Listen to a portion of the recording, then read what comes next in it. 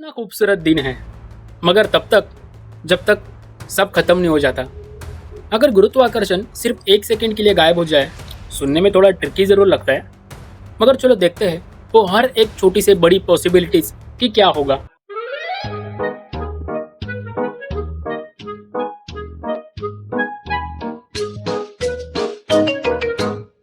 अगर ग्रेविटी सिर्फ एक सेकंड के लिए गायब हो जाए तो मे बी अनफॉर्चुनेटली आप नहीं रहोगे, क्योंकि ग्रेविटी सिर्फ आपको ही धरती से जोड़ के नहीं रखती, बल्कि वो आपके अंदर के परमाणुओं को भी शरीर के साथ जोड़ के रखती है।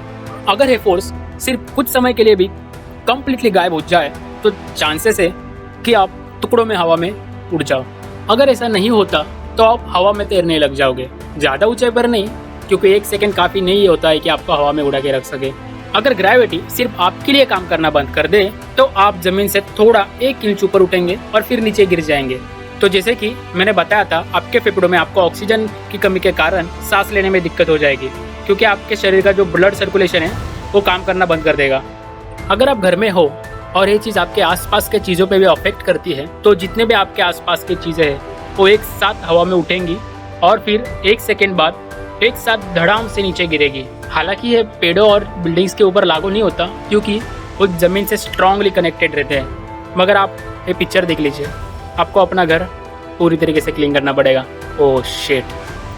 वैसे तो आप सब लोग को पता ही रहेगा कि हमारी पृथ्वी अंतरिक्ष में खुद की ओर चारों तरफ घूमती रहती है। अगर हमारे पृथ्वी की ग्रेविटी 1 सेकेंड के लिए गायब हो जाए तो पृथ्वी के सरफेस पे जितनी भी चीज़ें, सब कुछ हॉरिजेंटली 100 माइल्स प्रति घंटा के रफ्तार से हवा में उड़ने लग जाएगा। अगर ऐसा होता है तो बहुत बड़ी गड़बड़ बन जाएगी। अगर ऐसा नहीं हुआ तो कोई प्रॉब्लम नहीं, मगर शायद असली प्रॉब्लम तब शुरू होगी जब ग्रेविटी पूरी पृथ्वी के लिए गायब हो जाएगी।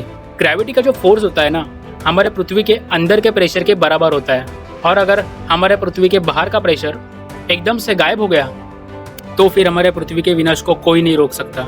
पृथ्वी के सरफेस पर जगह जगह पे क्रैक होने लगेंगे, अलग अलग जगहों पर भूकंप होने लगेंगे, पृथ्वी पर जितने भी ज्वालामुखी है वो सब फूटना शुरू हो जाएंगे। ये हमारे पृथ्वी का बहुत बड़ा विनाश होगा। पृथ्वी पर जन्य जीवन खत्म हो जाएगा, कुछ जीवों को छोड़ के, जैसे कि टार्डिग्रेड्स।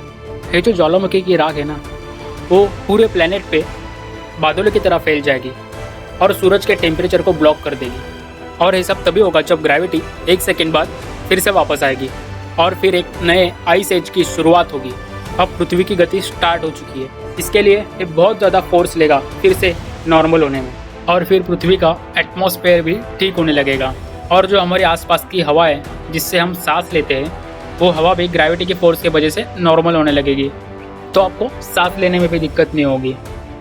अगर ग्रेविटी 1 सेकेंड में वापस आ जाती है तो एटमॉस्फेयर भले ही नॉर्मल होने लगे, मगर जो पहले ही नुकसान हुआ है वो बहुत ज़्यादा समय लेगा हवा को फिर से अपने वास्तविक रूप में वापस लाने के लिए।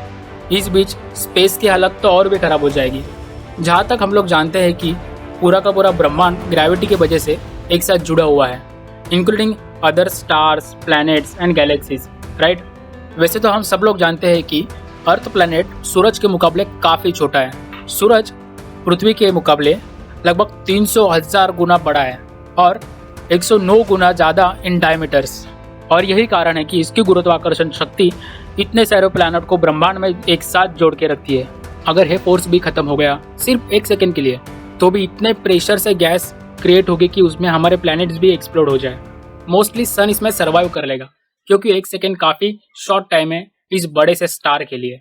मगर सेम हम वेनस, अर्थ, मार्स के बारे में नहीं कह सकते, क्योंकि ये नज़दीक है, वो शायद जल जाएंगे।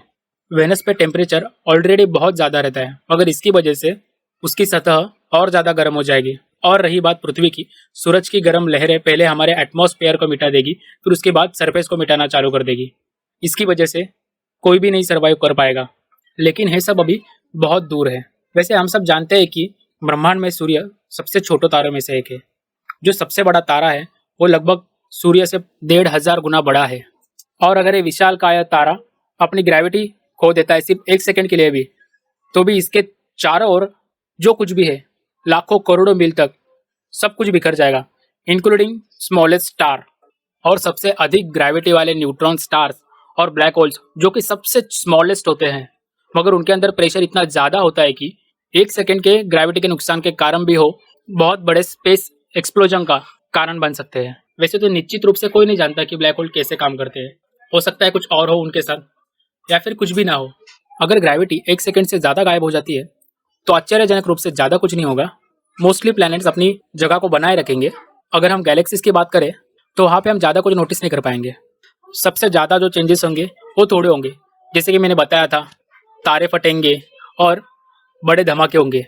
ये सब कुछ डिपेंड करता है हमारे आसपास के प्लैनेट्स और स्टार्स के ऊपर।